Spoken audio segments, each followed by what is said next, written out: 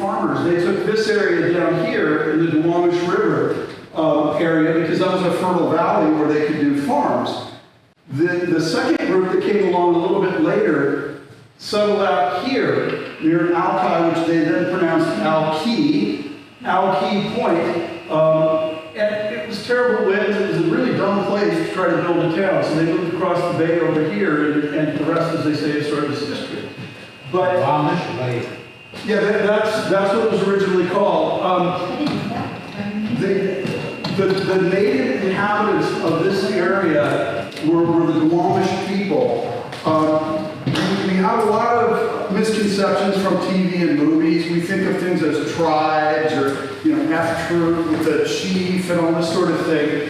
And their ethnography was a little bit different than that. They were more along the lines of family bands, and they intermarried intentionally with other groups. So, for example, you have the Duwamish people over in here. Over across the other side, you have this Duwamish, which were sort of like cousins of each other. They had a central figure who headed up both of these large groups, and his name, and I can't pronounce it properly in the Lashutsi, but we refer to him as Sealth. It was anglicizing further into the name Seattle. But the Duwamish had habitation all the way along here. They had a major village down in what is now Renton, and they were the people who lived up in the Lake Washington area. And unfortunately, we don't know a whole heck of a lot about the earlier periods, because what happened is when you first started having the Spanish and the English kind of started to touch the area at the end of the 18th century, they brought with them various diseases that were rather catastrophic. So by the 1830s, when you had the Hudson's Bay coming into the area of Puget Sound, and in the late 1840s, you're starting to get Americans. It was a tiny number of the population that had been there, say, 100 or so years before. So and even when they were at their full strength, these are hunter-gatherers, which require a lot of land per individual. So it was a sparse population to begin with. But they were the people of Lake Washington. And I want to point this out. This is a little bit better now, but essentially the same thing. And what we now call the city of Renton was then an Indian village. That was a Duwamish settlement there that was big and thriving. Most of them were moved as a result of the 1855-1856 treaty wars. But the first white homesteader type guys that came here tended to be bachelors, and a lot of them married native women. They married native Duwamish women. And it was pretty well accepted. Nobody really had a problem with it. But then when American women started coming and seeing these guys married to Indian ladies, they didn't like it. And the next thing you know, if any of you are old enough to remember the TV show Here Come the Brides, where they bring the women from the Civil War ravaged East Coast and bring them to Seattle as brides, that really happened. So that habit was frowned on as time went on. But the native women who were married to American men didn't have to leave. They were able to stay in the area.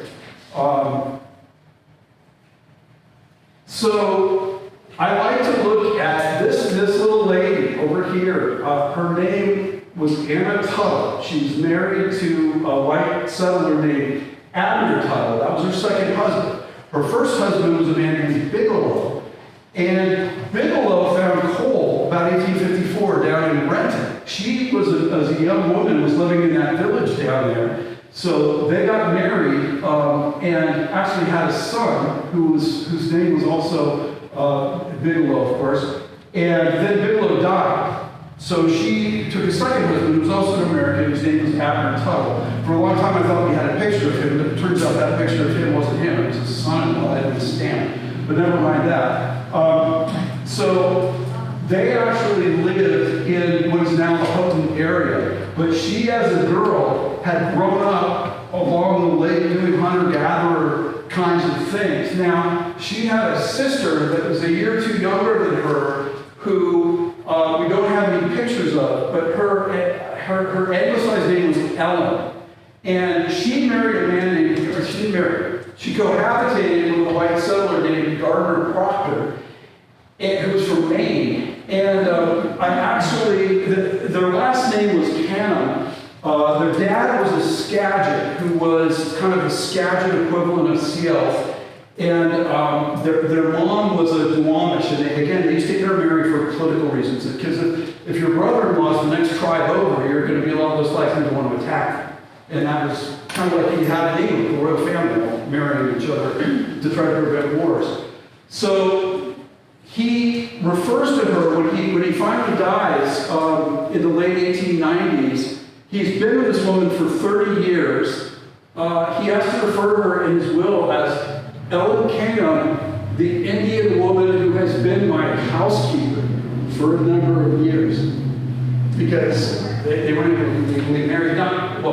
They were able to illegally marry here, but the problem was he was actually still married in Maine, had left his wife back there, never bothered to get a divorce, so it kind of complicated things. But by 1880, we see Ellen and Gardner, and they have the mother, Mary Canham, who had been married to they were like a Skagit version of what Chief Seattle was. She's living with them on Mercer Island, and at that time, they're the only residents of Mercer Island. So we've got Anna in the Houghton area, and we have her sister Ellen down here. And they are sort of the first ladies in my mind of Lake Washington, because they were that bridge between white culture coming and the native culture. And they were kind of making the best of both worlds. Interestingly, I just found this out recently. Her son from her first marriage actually got a homestead in kind of Rose Hill, down 85th kind of area. So he was, because of being half white, he was able to take advantage of the homestead laws, which full-blooded natives weren't allowed to. Just to put things into perspective, this is a picture of Seattle in 1870. So down here you have Jesper's Wharf. This is that Piners Point area I was describing. This would be pretty much Capitol Hill, Pioneer Square area now. But that is what Seattle looked like in 1870 when they finished doing the survey for what's called the township we live in. There's something put into place called the cadastral survey system. If you've ever heard references to property as section, range, and township, that was how it was surveyed. And a particular township would have to have been surveyed and signed off before it was available for homesteading. So over in Seattle and in the very southern part of the east side of Lake Washington, like down by Renton and Newcastle, those opened up very early. But the area that is now Kirkland and Bellevue didn't become available for homesteading until 1870. And that's when we first started, we had some squatters over here, 1869, but for the most part, that's when they could legally come over and start claiming land. And I just like to include that picture because you get a sense for how primitive Seattle was. At the time, people were coming over here and staking out their 80 or 160 acre homestead claims. This is Township 25. This is what we're in right now. Right now, we're about here. That's Moss Bay. That's Sierra Bay. And I just want to throw that up to you in a sense. Those lines with the people's names. Those are all the names of the different people that had claimed those parcels of land. What year is that right there? This was a map from 1870, but then they filled it in by hand as people came along and claimed the land. So you'd have to go down to Olympia. You'd have to literally stake out your claim with stakes in the corners, and then go down to Olympia and file a paperwork to be the one that says, I'm going to be able to get this, I'm in line here. Then you had to do a certain number of things to the land to be able to get it for free. Or you could pay $2.50 an acre and have it in a much shorter period of time without needing to do too many improvements. There's kind of a mix. Some of our people proved up their land, others of them by the acre. Now, that's not a big chunk where some of these claims like this. Oh, so this is what's called school land, which means that was held and reserved by the legislature to be sold or used in some way to finance schools. Oh, okay. So that's kind of ahead of the curve thinking for back then. And it didn't mean, sometimes they would sell it, sometimes they would sell the timber, but the revenues were always supposed to go to the school. So that was, for even decades before we were a state, that was kind of a concern that they had. And how much land are the big squares then, like that Okay. you just mentioned? This is what, the number here is a section, and that's a square mile. And then you break it down by quarter sections, you know, and fractions thereof. And if land was never platted, like you can still go to Juanita or some of these areas where the legal description is actually, you know, 100 feet of the southwest corner of the, you know, it's that family style that is tied to that. Because what would normally happen is somebody would come in and buy this piece of land and then file a plat, which kind of supersedes the original lengthy description. It's easy when you're getting these big giant blocks of it, but by the time you're dealing with the size of blocks we have now, it's really complicated if you're having to describe land in those terms. This is Juanita Bay, and at the time this map was made, we've got a little rascal here who was early. His name was Hubbard, Martin Hubbard, and that's his cabin right here, which is about where Juanita Village is now. And his buddy was over here. His name was Henry Goldmeyer. His brother, William Goldmeyer, had homesteaded over at Sandpoint. So he just came across the lake. They came around 1870 and were the first guys to get this land, 160 acres each. You think today about the value of 320 acres around Juanita Bay? And those two guys had it. They're 18, 19 years of age at the time. And we think now of an 18, 19-year-old. Think of an 18, 19-year-old back then who's building a cabin out in the woods, out in the middle of nowhere, claiming land, doing all this stuff. He was a different breed of cat back in those days. This is one of the fun things that happens to a lot of the research that Rita and Frank and the other history geeks like to do. When you come across original documents, it's wild for me as a history guy to actually see the hand of these two guys. Those are their signatures on the document. Henry Goldmeyer didn't hold on to his land very long.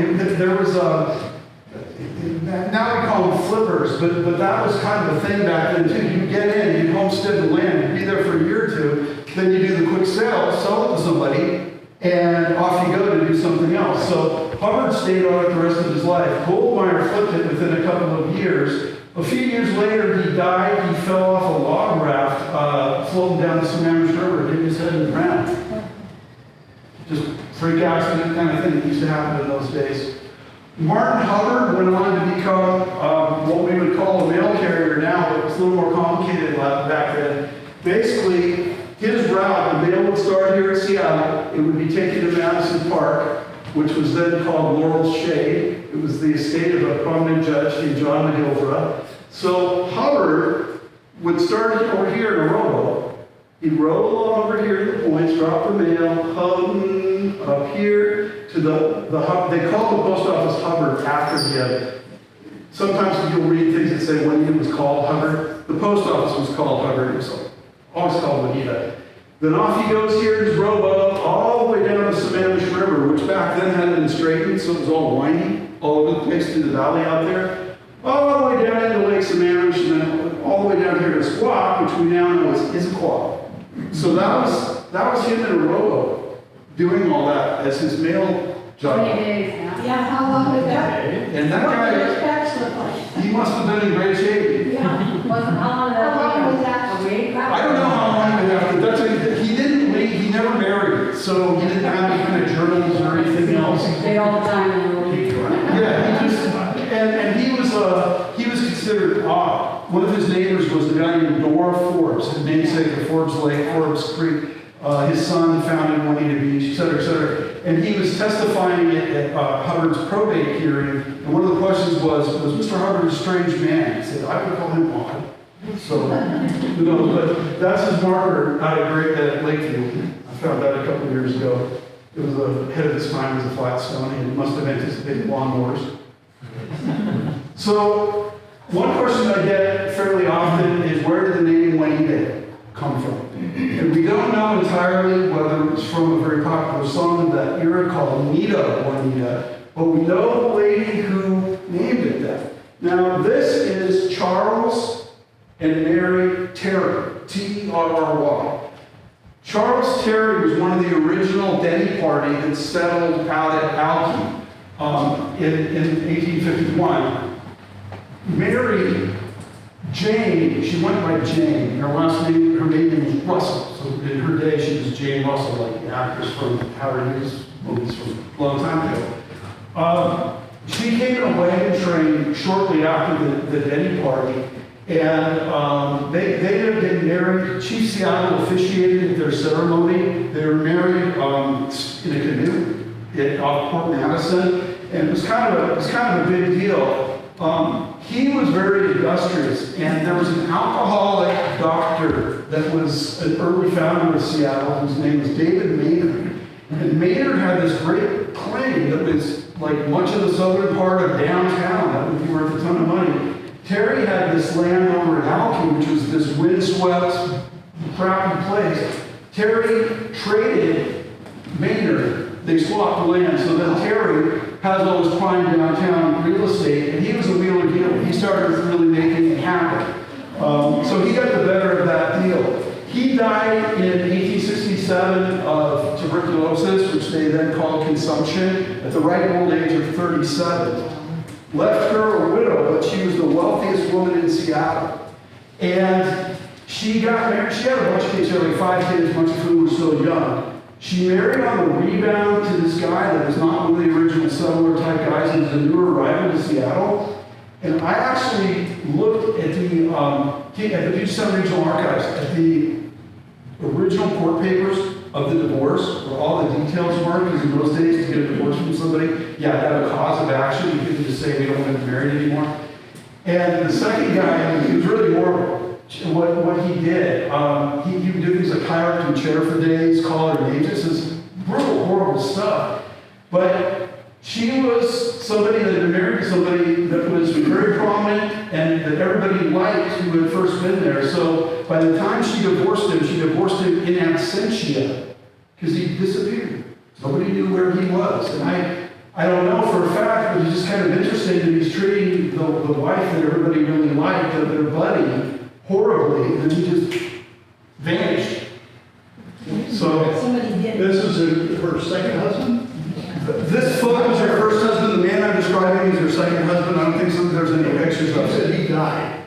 He died of tuberculosis when she married a second guy. Yeah. So then after he died, she eventually married a third guy, but he was somebody that had been friends with the first guy, and he was a nice guy, and they had a couple of years together before she died at the ripe old age also of 37. But for her summer residence, she bought gold miners' claim on Juanita Bay. And we have references. Lolita dug out an old journal description from a Houghton settler, Henry French, who described going to Mrs. Terry's ranch at Juanita, Wannita. So that was, people would have this habit back then of calling their estate or their property, they would give it a name. So I think that's kind of what she called her place. She died after having named it Juanita, but it stayed in the family until into the 20th century. Some of her kids still had land in there, like where Juanita Village and stuff is now, into like the 1920s and 1930s. So she had a sad story for a while, but at the end, it all came out okay. It sounds like the second husband got what he had coming to him. That was her house in Seattle. That was her main house, and it was considered the most elaborate house in Seattle in the 1860s. That was a big deal for back then. That was like a equivalent of a multi-million-dollar, Hunts Point mansion or something. I was talking about homesteads. This is the kind of paperwork that you would get once you had filed for your homestead. There was a bureaucratic process involved in it. It took a matter of years, and you had to do a lot of filings about what kind of improvements you made and this sort of thing. And of course, that's assuming you had to pay for it outright. Martin Hubbard and his wife Eliza, they lived roughly where Peter Kirk Elementary School is, kind of at the very base of the Highlands Hill, kind of in the Dorkirk Highlands area. These are just some of the documents that we see that we learn a lot from. Here he's describing all the things he has. So that's helpful for somebody like me because I can see what kind of animals they had, the dimensions of their buildings, what they were made out of, what tools they had, etc. That's his wife when she was a young woman. That's Eliza Clark. That's Martin Clark toward the end of his life on the porch of their house over in that neighborhood. They eventually built a nice frame house. That's him with his granddaughter, about 19 to 10.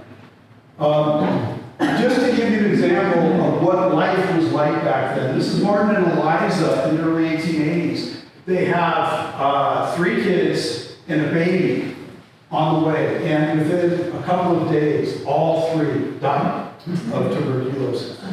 And, you know, imagine that. You're off in the woods here, and you got your 3 kids, and they're dying, and, you know, there's nothing you can do. There's no, you know, doctors or anything. There was a movie on cable, it was called The Homesman or something like that, and they had a scene where 3 kids dying of diphtheria. And I've often wondered if somebody in Hollywood heard about this or something. It did happen periodically, but just the way it was, and putting them out in the shed and everything else was just too similar. But the baby did live. No, wait a minute. It's a diphtheria down there that he died of the same disease as the illness. You said tuberculosis. No, tuberculosis was Terry. It is diphtheria. I'm sorry, I spoke. Thank you for catching that. Now- Yeah, it was diphtheria. In your book, wasn't there a part on this where they actually they took one of the living children and rode across to Madison? Okay, that was the baby. These three all died on the homestead and were buried out there. But she had the baby Yeah. who survived. Can you tell them a little bit about that? Oh, I'm gonna, yeah, Right. because we'll go into that. But yeah, it was diphtheria. So if you know anything about diphtheria, it's incredibly horrible. The kid basically asphyxiates. People that don't like vaccinations, welcome to the 1800s. Different story. This is Eliza, and then they had 2 other kids afterwards. They had a little son and a little daughter. And the oldest girl is the baby that survived. Her name is Lucy, but her nickname in the family was Ludi. And that's Ludi when she was a little bit older. And that's her. She was one of the first graduates of Kirkland High School. That's her as a young woman at 18. And she married a guy. There was a guy just passing through town around the time Kirkland incorporated in 1905. He was just going to come here for a little while, see his cousins, and then go to Alaska and see a convention. He ran into her. He never left Kirkland again and became Kirkland's first town treasurer and held that position for about 40 years. Wow. So she kept it here. He didn't want to leave. And this is I do a tour every year up the Kirkland Cemetery, and this is the family marker. The little kids were exhumed and moved when the cemetery opened after 1890, and the whole family is in there together now. This lady, this is me after one of my tours a number of years back. Unfortunately, this wonderful lady has passed away since this picture was taken. Ludi was the baby that lived. That's her granddaughter. Still in the area, still in Kirkland. You turn over some rocks around here, you never know who you're going to run into. You run into somebody whose family's been here since the 1880s. But yeah, Patty, she gave a whole bunch of stuff for duplication of the Kirkland Heritage Society. Really, really nice lady, and she spoke at that. But again, I think about that in my mind. You know, I knew her, and she knew her grandma, and her grandma was the baby that survived that horrible incident in 1882. This is just an example of the kinds of documents. Well, this is kind of an abrupt transition for what we were just talking about.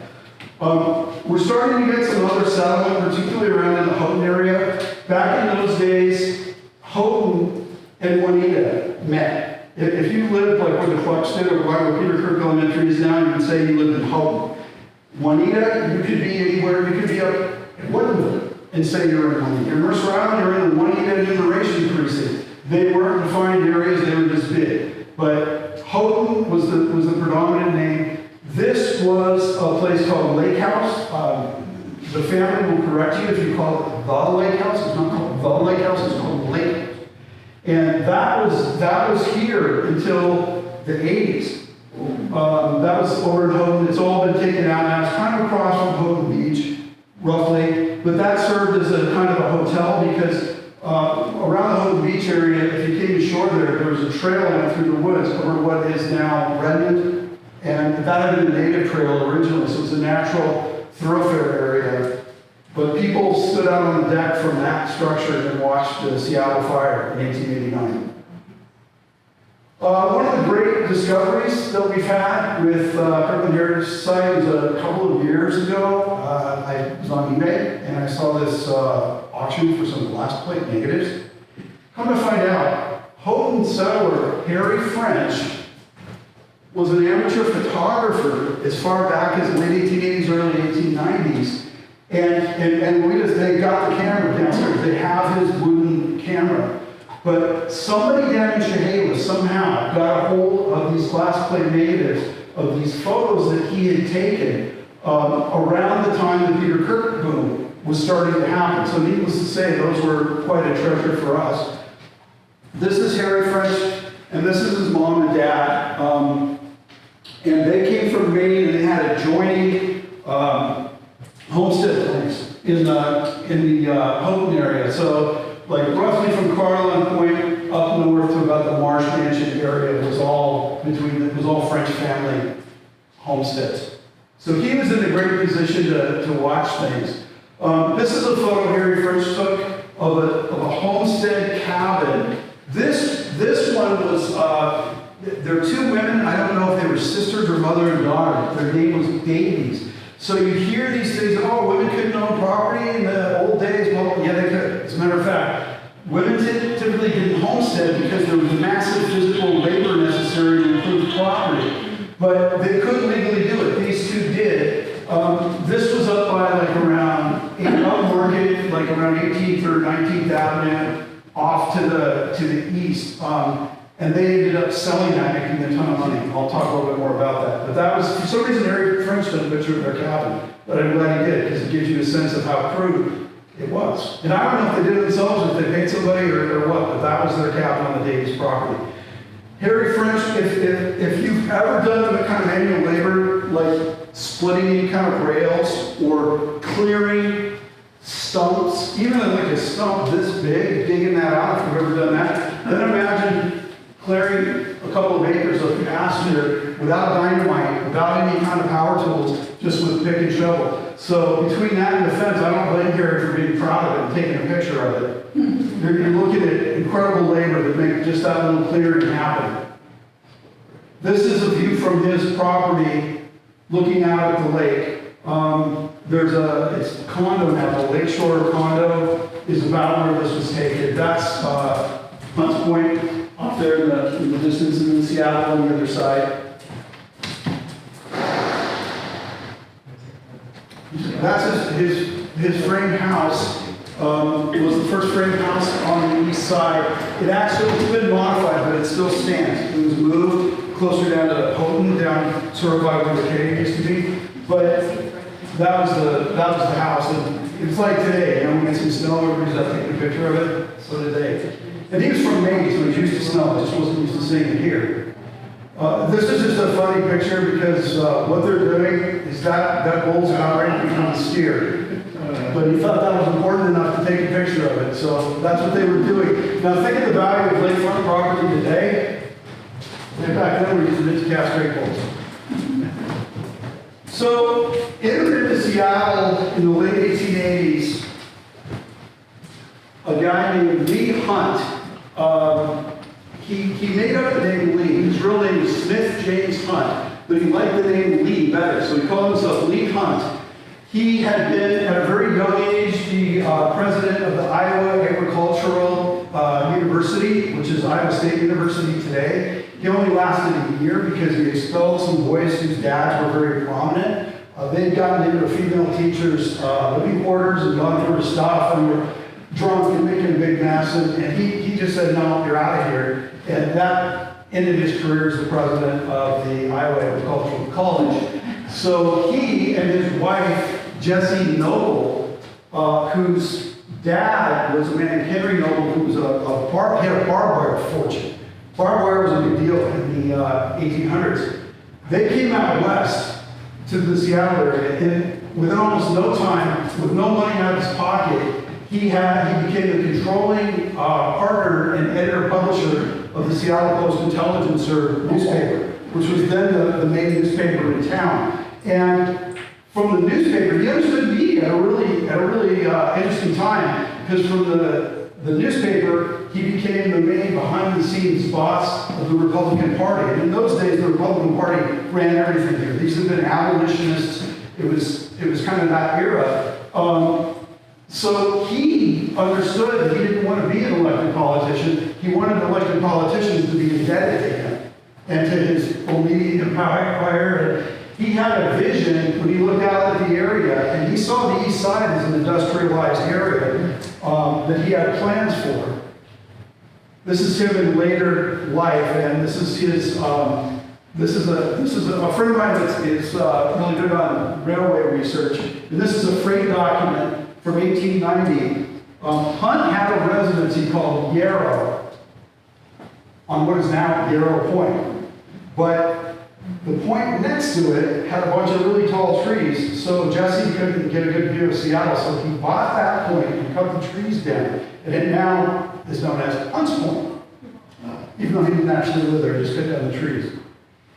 So he wanted to industrialize the east side, and we're going to talk a little bit more about how he was going to do that, but he was going to have a railway that ran on the eastern side, and then he was going to have a variety of industries. And he knew in his mind that the centerpiece had to be a steel mill, which was huge at that time because of the expanding railroads.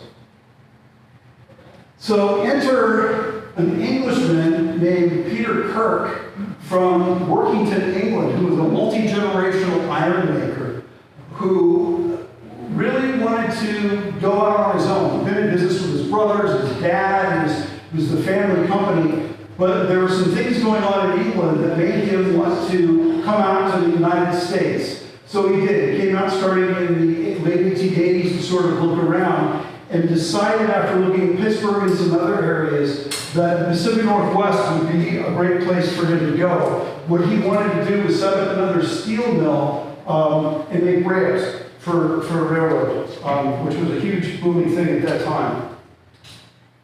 This is a sample. That's downstairs, actually. Lloyd has that. This was made in their English facility and shipped over in 1887, but this is what they wanted to build. And in Workington, England, it was located on what was called Moss Bay, so it was the Moss Bay Iron and Steel Works. This is Peter Kirk at different stages of life, and that's him along with Lee Hunt. That's what he looked like. And just real quick, this book just came out, and I'm better telling other people's books than I am my own. This just came out, this biography of Peter Kirk by Sandy Middleton, and she is the third great-granddaughter of Peter Kirk. This is very well footnote source. She went to England and was looking through the archives back there. She has some family lore. There was a book written in 1875 by a lady whose name then was Arlene Ely called Our Foundering Fathers. If you can find it on eBay, it's really good. She did an awesome job. For no internet, she had the advantage of some people living back then who'd been around at that time, and she's writing letters. But this really picks up the ball in the modern era where she left off. And Sandy's a really nice lady too, so if you get this on Amazon, it just came out. And it's particularly cool that she's a descendant. This is the Kirk family up in the San Juan Islands fishing. This is a little bit later, but it sort of gives you, the reason I show this kind of out of sequence, that's what Peter Kirk looks like, just kicking around and going fishing. He's wearing a suit and a pith helmet. There he is again with the pith helmet, a lunch bucket, and this is Walter Williams, his right-hand man. Ultimately, Williams lived down, they had the property about where Juanita Bay Park is right now. But Kirk's, in order to make Bessemer steel, which is what he wanted to do, you need three primary raw ingredients. You need iron ore, you need a grade of coal, which was known as coking coal, which burned at a much hotter temperature than just your run-of-the-mill coal. So it could be a little bit difficult to find, even if there's coal all over the place around here, which there used to be. Getting the coking coal was a little bit tricky. And then you need lime, which is used as a flux. So basically what's going to happen is you're going to grind up the iron ore, and you put lime in it to get the impurities out, which are called slag, which is why if you look at old shots of Pittsburgh, they have giant slag piles. So what he needed to do was figure out a place he could put a steel mill where he would have access to these resources. When it came to the iron ore, it just so happened that the head guy of Seattle, Arthur Armstrong Denny of the Denny Party, owned what were called the Denny iron mines. And if you're driving across the summit, headed east, going over McCauley Pass, as you kind of curve to the right, Alpentall's over here, there's a big mountain here on your left, that's called Denny Mountain. And if you like hiking or anything like that, you may have been down below and taken the Denny Creek Trail, which goes out along Denny Creek. That's where those mines were.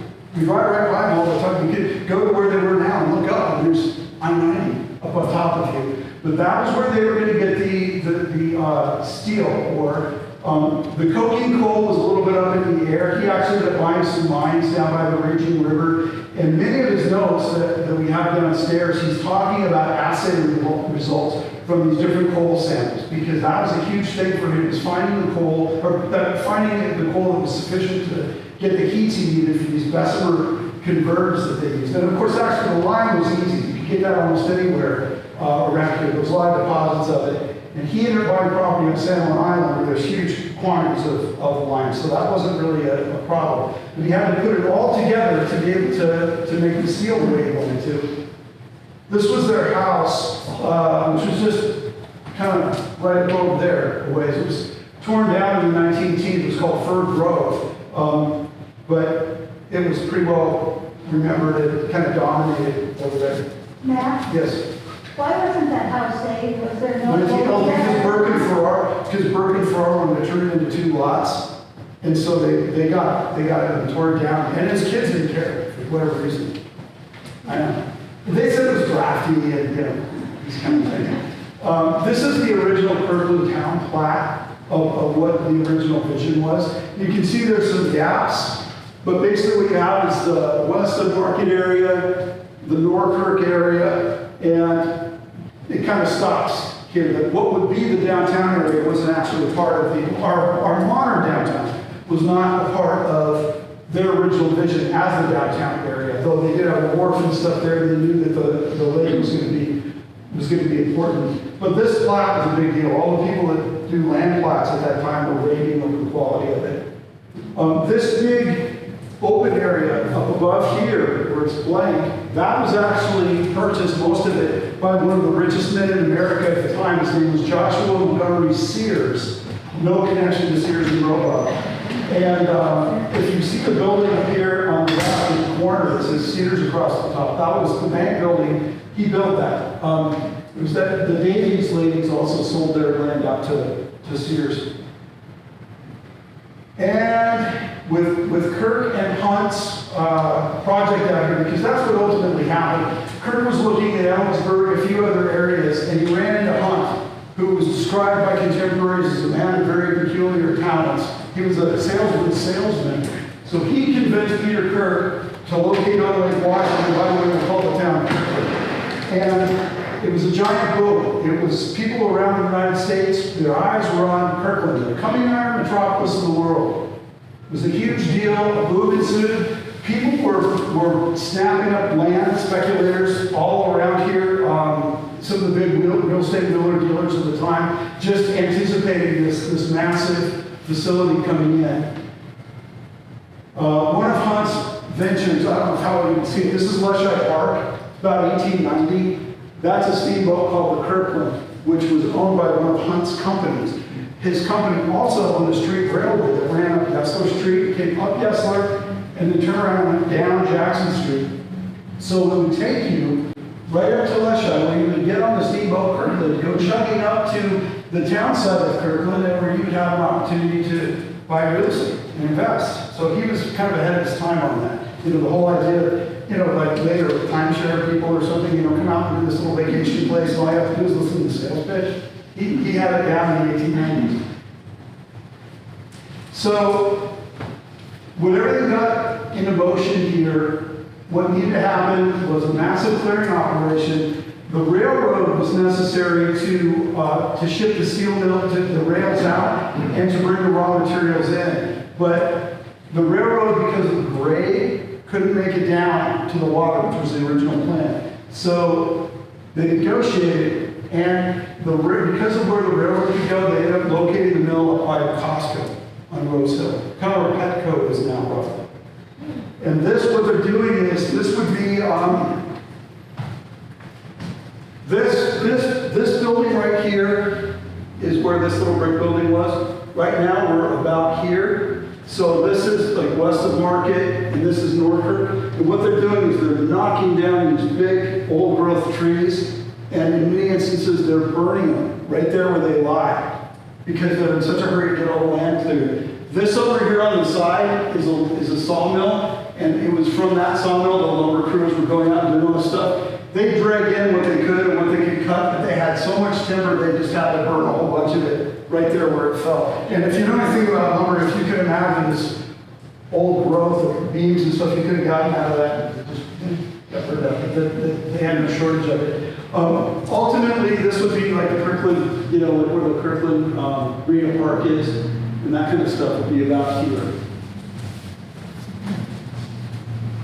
A few years later, we're looking down Market Street. So there's this little building that is the one over here now on the corner. This would be the end of Market Street, where they had the company wharf. And the lake was 9.5 feet higher at that time. This was before Lake Washington Ship Canal opened up in 1916 and dropped the lake 9.5 feet. So Moss Bay was more of an actual bay. But here you can see the original homesteader of this area. His name was anyway, there was a bunch of them. Their original buildings were here. That's his barn and stuff that ultimately got torn down. Nelson. It was Nelson. This is right, okay, so we would right now be roughly here. And that's the building on the corner again with the, that was the first little brick office they built. So this is Market Street, and they're laying down wooden planks to pave Market Street in this photo. And that's a crew of guys, that's tons of money for the time, are into that, you know, for that kind of labor to do that. Matt, Market Street was that wide? Yeah, And it was all wood? yeah, originally.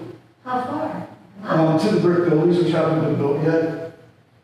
That's Oh, to 7? yeah, because that's, you raised a good point, because what happened is, you would go, they thought the downtown was going to be over here, where they ended up with the brick buildings. But 7th Avenue, which was then called Piccadilly, was the direct route to the mill. So that was going to be the little business district, was up there, up over here, instead of down on the lake.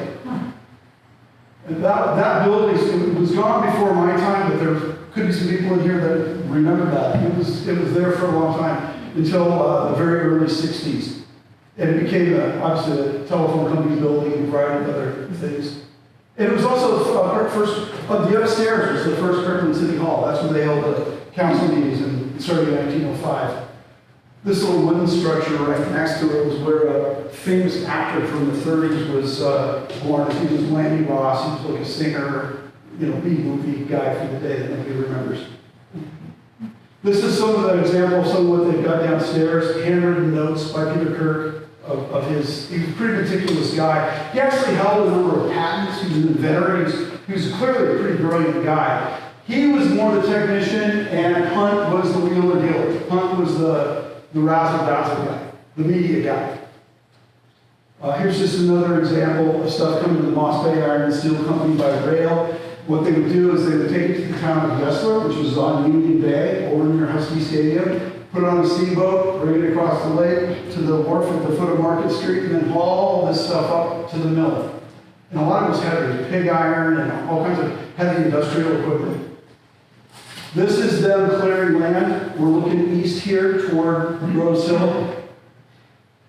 This is the mill in a stage of completion early on. This is actually a materials bunker. This is Forbes Lake over here. And this is the sawmill, of course different than the sawmill that was on the water. But I talked about how the early primary movers and shakers of Seattle had been involved in the Kirkland venture. Arthur Denny and then Henry Yesler paid the taxes. We don't know for sure if he owned land, but he paid the taxes on that sawmill.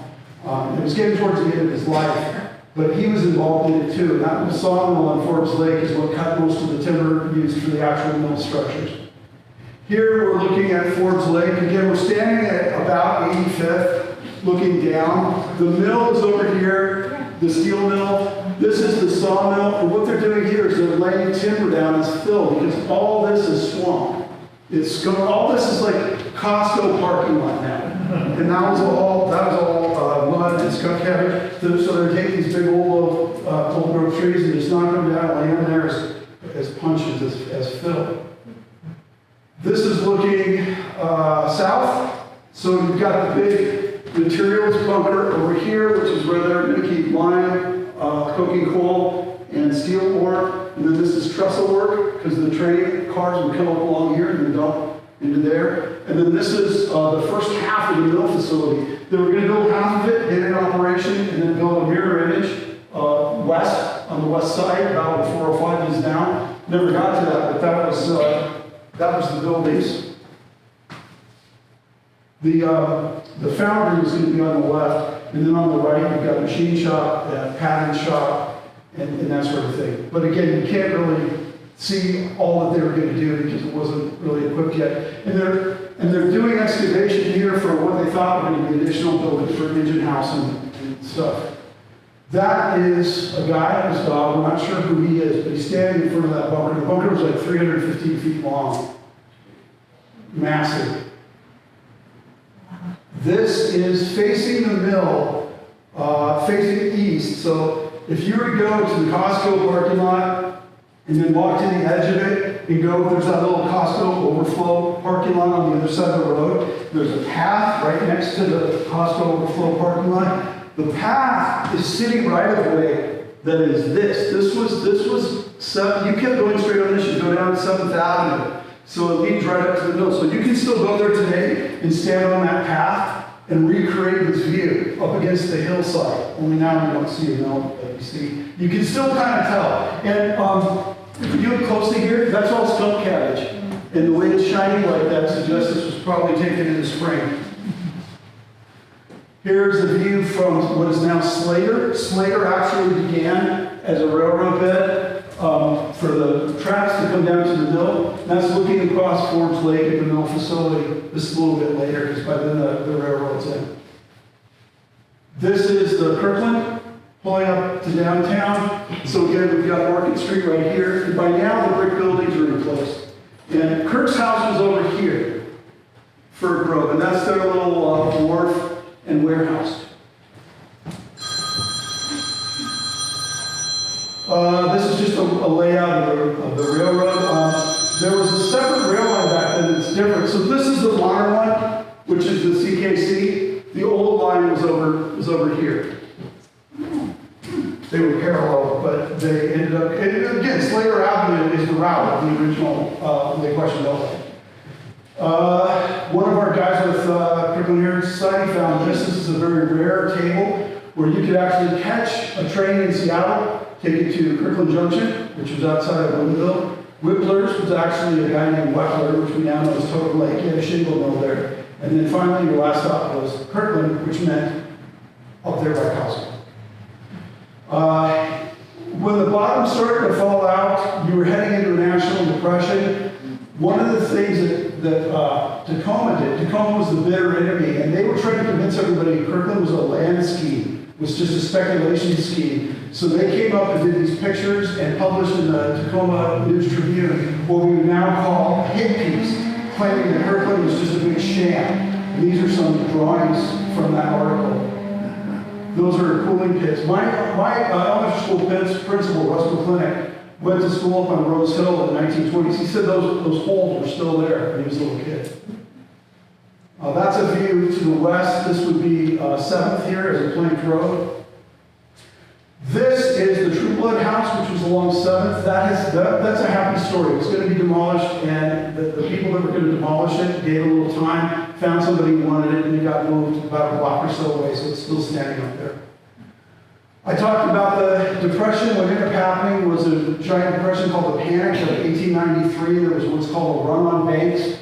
We're not exactly sure why, if that was the sole reason, or if there were other things going on related to the ship canal not getting built, or a variety of other factors. But the stock subscribers for Peter Kirk and Lee Hunt's venture started defaulting. The money ran out, and that was the end. They just didn't open back up again for after 1892 to get construction going again. The mill fell into ruin. This is a KHS photo of a family up there in the 1910s playing in the ruins. That had been the bunker, and the kids are playing in that. You see the beefy foundations and the beams from the old church they had cut.